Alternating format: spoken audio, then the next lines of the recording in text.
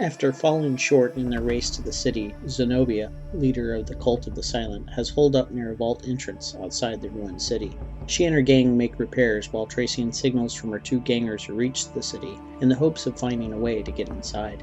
Unknown to her, the tribe of Salas, a band of Ash Waste Nomads, has targeted these interlopers. Determined to kill or drive the outsiders away, the tribe has prepared an ambush. The scenario follows a halfway dead scenario, where a group of gangers tries to hold out from an attack by a group of Ash Waste Nomads. The defender sets up in the middle while the attackers deploy anywhere on the board 3 inches from the table edge. The battle continues until the Nomad chieftain is defeated, or until the defenders battle out. Go. Up first, opening volley is played, and 3 of the Desert Waste Nomads will open fire.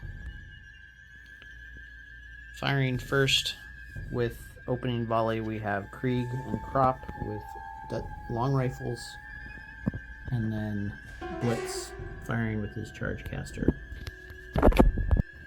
Krieg opens fire on Zenobia, needing a 2 to hit at long range. Scores a hit with his long rifle. Rolls to wound, needing a 3 to wound. Successfully wounds.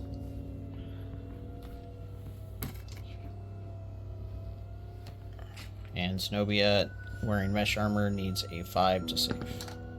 Fails. Injury die is rolled for Zenobia. She goes down seriously injured. Krop opens fire with his rifle on Dupree with the web gun. He scores a successful hit, rolls to wound,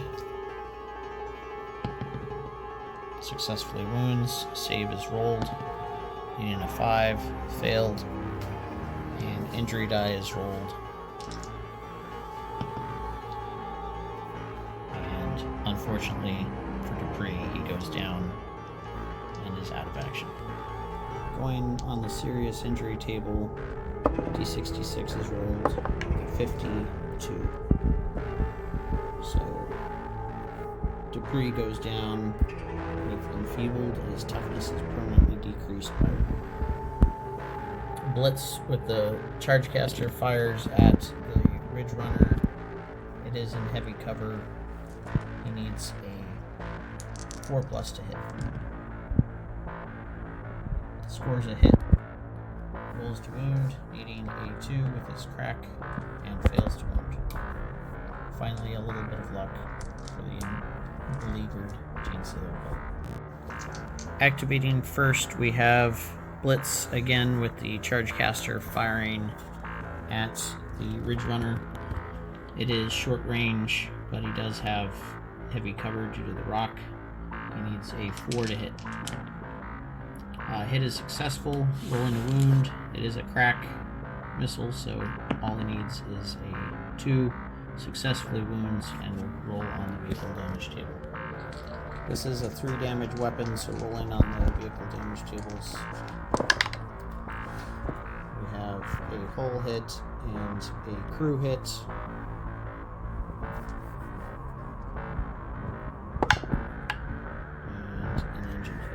Engine, hull, and crew. The body damage hit. We have a glancing hit, which means the vehicle and any fighters on board are concussed, and the vehicle has a handling test. For the engine, we have a penetrating hit, which means the vehicle loses 1 hull point, and its movement is decreased to no more than 1 move. And then lastly, we have a crew hit. We have a penetrating hit. Driver is wounded. The driver suffers a flesh wound. The vehicle reduces BS and handling characteristics by 1. Going straight into the handling check.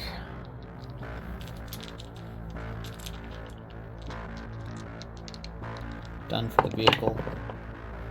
We have a fail.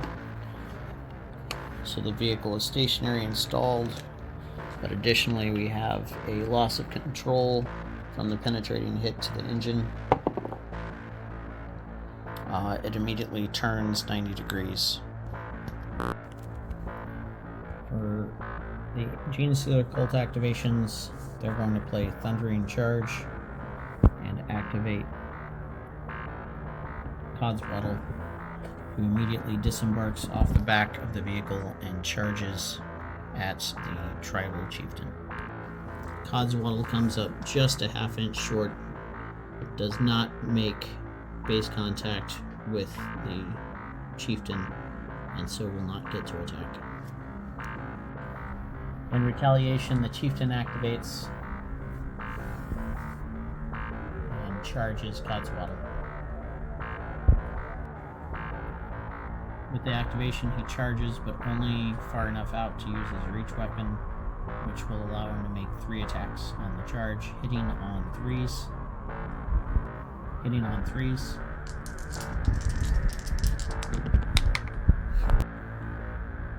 scoring 3 hits, wounding on 3s, strength 5 versus toughness 4, scoring 2 successful wounds.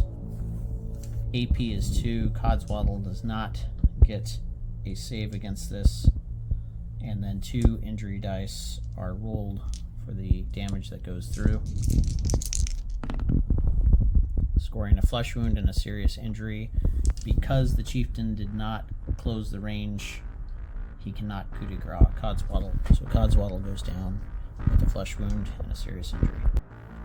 Desperately needing to get something to happen, the Gene Stealer Cult activates their Ridge Runner and does a handling check to try and get it unstalled. That is successful, and with its next action will move over the barrels, destroying them, leaving them in the dirt, and moves up 5 inches. Krieg next activates.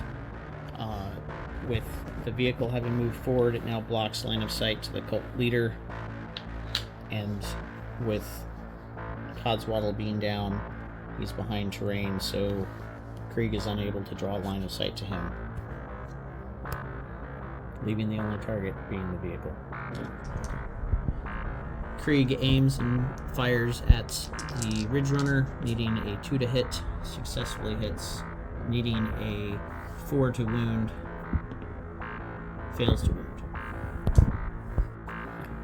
Next, we have an activation from the Gene Stealer Cult, firing his mining laser into this Tanari warrior.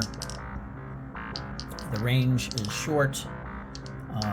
He has a 3 to hit, going up to a 5 because of heavy cover, and he misses again. That, for anyone tracking, is the 4th one that this particular gunner has fired with his mining laser in this campaign. This desert warrior, firing back in return, takes a shot at the remaining Gene Stealer Cult member that is still up and active. It is heavy cover, so he fails to hit, needing a 6 to hit. With the activation for the cult leader, she moves safely behind cover. We have an activation now from Crop, who again has limited targets and will fire at the Gene Stealer Cult Ridge Runner.